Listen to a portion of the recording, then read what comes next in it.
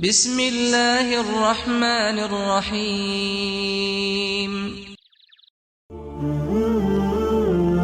ابراہیم بن سعد نے بیان کیا، ان سے ابن شہاب نے، ان سے ابو سلمہ اور عبد الرحمن اعرج نے، اور ان سے ابو ہریرہ رضی اللہ عنہ نے بیان کیا کہ دو شخصوں نے، جن میں ایک مسلمان تھا اور دوسرا یہودی، ایک دوسرے کو برا بھلا کہا۔ مسلمان نے کہا، اس ذات کی قسم جس نے محمد صلی اللہ علیہ وسلم کو تمام دنیا والوں پر بزرگی دی، اور یہودی نے کہا، اس ذات کی قسم جس نے موسیٰ علیہ السلام کو تمام دنیا والوں پر بزرگی دی۔ اس پر مسلمان نے ہاتھ اٹھا کر یہودی کے تمانچہ مارا۔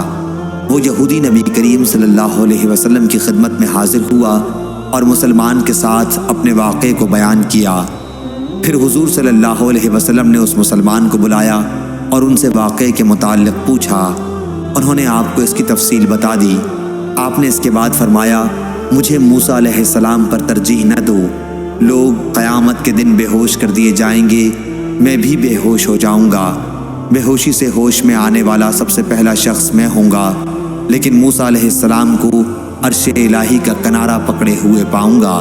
اب مجھے معلوم نہیں کہ موسیٰ بھی بے ہوش ہونے والوں میں ہوں گے اور مجھ سے پہلے انہیں ہوش آ جائے گا، یا اللہ تعالیٰ نے ان کو ان لوگوں میں رکھا ہے جو بے ہوشی سے مستثنیٰ ہیں۔